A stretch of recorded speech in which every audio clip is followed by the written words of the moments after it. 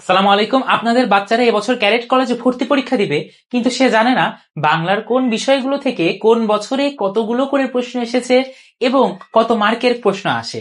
সে যদি বিগত বছরের কোশ্চেনগুলো অ্যানালাইসিস না করে শেষ মুহূর্তে একটা গোছানো প্রস্তুতি না নিতে পারে, তাহলে কিন্তু সে সামনের দিকে প্রেডিক্ট করতে পারবে না যে এই মুহূর্তে তাকে কোন বিষয়ে বেশি জোর দিতে হবে, কোন বিষয়ে কম। সাথে আছি আমি, Sejan Ahmed Arko, ex cadet, Rangpur cadet college. চলুন শুরু করা যাক। বাংলাতে প্রতিটা টপিক ওয়াইজ আমরা একটু দেখব। কবিতা, গল্প, এটা আমরা রেখেছি বাংলা প্রথম পত্র এবং দ্বিতীয় পত্রের টপিকগুলো থেকে কোন টপিক থেকে কোন বছরে কতগুলো এসেছে আপনারা দেখতে পাচ্ছেন। 14 থেকে 23 সাল পর্যন্ত এদিকে সাল দেওয়া আছে এবং টপিকগুলোর নাম দেওয়া আছে বাম দিকে। ঠিক আছে, সো আপনারা বুঝতে পারতেছেন যে কবিতা প্রথমে দেখতে পাচ্ছি 14 সালে দেখতে পাচ্ছি 1 মার্কের প্রশ্ন 2টা এসেছে।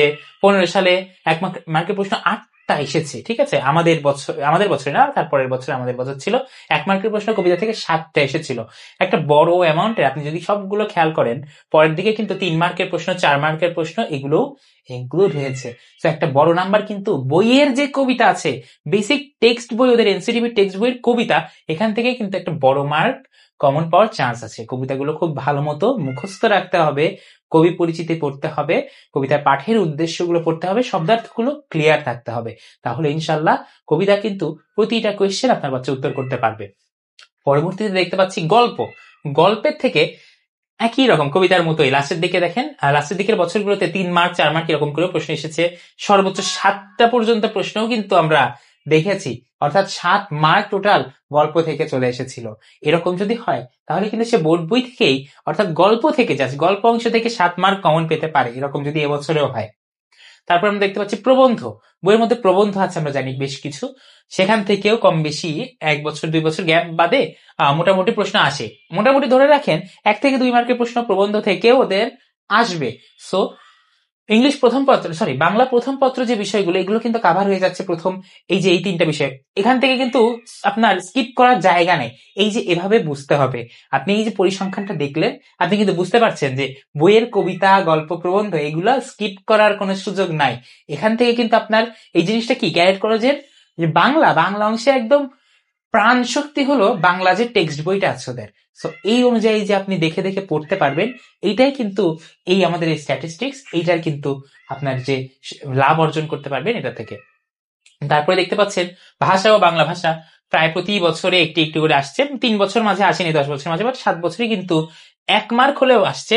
সর্বোচ্চ কিন্তু 4 মার্কও আসছে ভাষা ও বাংলা ভাষা থেকে। খুবই সহজ টপিক, ব্যাকরণের একদম বেসিক শুরুর টপিক হলো ভাষা ও বাংলা ভাষা, এটাও কিন্তু প্রশ্ন আসছে। অতঃপর দেখতে পাচ্ছি ধ্বনিতত্ত্ব, খুবই গুরুত্বপূর্ণ টপিক। 1 বছর বাদে প্রতিটা বছর ধ্বনিতত্ত্ব থেকে 3টা থেকে 5টার মতো প্রশ্ন আসছে। ঠিক আছে, যদি এভারেজ হয় 3 থেকে 5টা 4টা কিন্তু প্রশ্ন আসছে। 2 মার্কের প্রশ্ন 4টা আসছে, মানে কি 8 মার্ক টোটাল আসছে শুধু ধ্বনিতত্ত্ব থেকে। কোন ধ্বনি কোথার থেকে উচ্চারণ হয়, উচ্চারণ স্থান বা টাইপ অনুযায়ী কোন ধ্বনিকে কি বলা হয়, কোন ধ্বনি বলা হয়, ঠিক আছে, তালব্য কোনটা, কণ্ঠ কোনটা, কণ্ঠনালীয় কোনটা, ওষ্ঠ কোনটা, সবকিছু কিন্তু সুস্পষ্ট ধারণা থাকতে হবে। স্বরধ্বনি, স্বরবর্ণ, ব্যঞ্জনধ্বনি, ব্যঞ্জনবর্ণ, কার, ফলা, প্রতিটা আইটেম যদি ক্লিয়ার থাকে, এখানে কিন্তু বড় একটা মার্ক সে সিকিউর করে ফেলতে পারবে ধ্বনিতত্ত্বের উপর বেস করে। অতঃপর দেখতে পাচ্ছি ধ্বনিতত্ত্বের পরে আছে আমাদের রূপতত্ত্ব।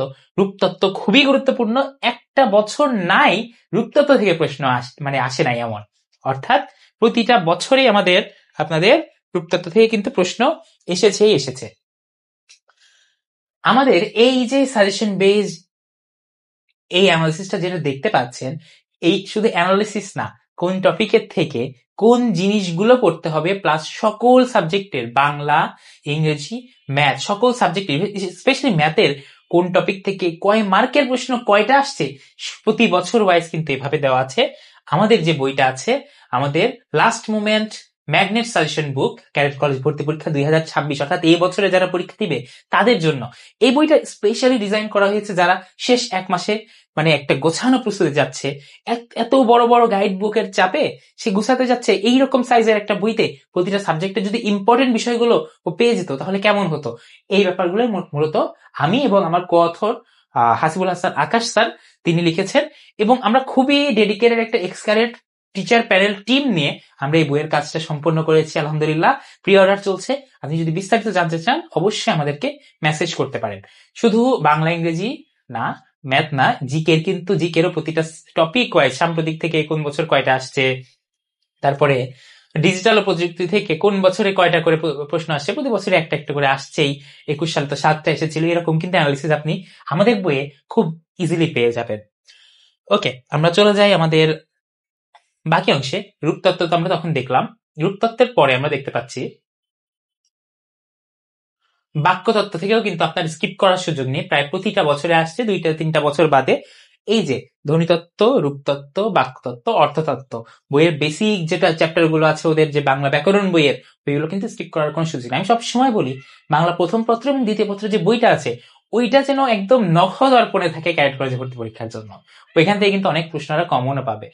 এই যে বানানগুলো আছে না, বানানগুলো ম্যাক্সিমাম মানে গ্রামাটিক্যাল বানান তো আসে, মানে এক্সট্রা মানে বইয়ের বহির্ভূত বানানগুলো আসে, তবে বানান কিন্তু মোস্টলি বাংলা বইয়ের মধ্যে আছে এমন বানানও কিন্তু অনেক দিয়ে দেয়। তারপরে বিরাম চিহ্ন দেখতে পাচ্ছি, সঠিক বিরাম চিহ্নের ব্যবহার এটাও খুবই গুরুত্বপূর্ণ। তারপর অভিধান, আপনি কিন্তু এই চারটা দেখে মোটামুটি করতে পারবেন, আন্দাজ করতে পারবেন যে কোন জিনিস হলো আসার মতো আগে জোর দিতে হবে, কোন জিনিস পরে। ঠিক আছে, মেইন কোর টপিক গুলো যেমন আপনাকে জোর দিতে হবে, ধ্বনিতত্ত্ব, রূপতত্ত্ব, অর্থতত্ত্ব আর বাগর্থ। আর লিখিতের মধ্যে আপনি দেখতে পাচ্ছেন সারাংশ সারমর্ম আসছে 3 থেকে 4 বার, ভাব সম্প্রসারণ এসেছে 4 বার, পত্র লিখন আসে নাই। সো পত্র লিখনটা আপনি সবচেয়ে লেস ইম্পর্টেন্ট দিবেন। ঠিক আছে, ইম্পর্টেন্ট সবচেয়ে কম দিবেন। চিঠি, বাংলায় চিঠি কিন্তু খুবই কম আসে, আসেই না, কম আসে কি, তাই না? তারপরে দেখবেন অনুচ্ছেদ, সবচেয়ে বেশি আসছে অনুচ্ছেদ। সো একটা বাচ্চাকে আগে শিখতে হবে অনুচ্ছেদ কিভাবে লিখতে হয়। এই যে অনুচ্ছেদ। তো রচনা, বড় রচনা কিন্তু আসে না, আগে বুলেটিন স্টাইলের প্রশ্ন হতো, এখন খাতা দিক বা না দিক অনুচ্ছেদ কিন্তু থাকবে, রচনা কিন্তু আসে না, রচনা পত্র লিখন বাদ। এই তিনটা অনুচ্ছেদ, ভাব সম্প্রসারণ, সারাংশ সারমর্ম লিখতে পারে কিনা আপনার বাচ্চা, এটা সবার আগে এনশিওর করবেন। আর এইরকম প্রতিটা টপিকের উপরে আপনি যদি পুরো ডিটেইলস সাজেশন আমার এবং আকাশ স্যারের এটা পেতে চান, অবশ্যই আমাদের অন্বেষণ ক্যাডেট একাডেমি পেজে আপনি নক দিবেন অথবা কল দিবেন আমাদের নাম্বারে। ইনশাল্লাহ আপনার বাচ্চার পড়াশোনা অনেক ভালো হোক, তার ক্যাডেট কলেজ জার্নি যেন সুগম হয়, ক্যাডেট কলেজ পর্যন্ত যেন সে খুব ইজিলি পৌঁছে যেতে পারে, এই জন্য দোয়া থাকলো, শুভকামনা থাকলো। আল্লাহ হাফেজ।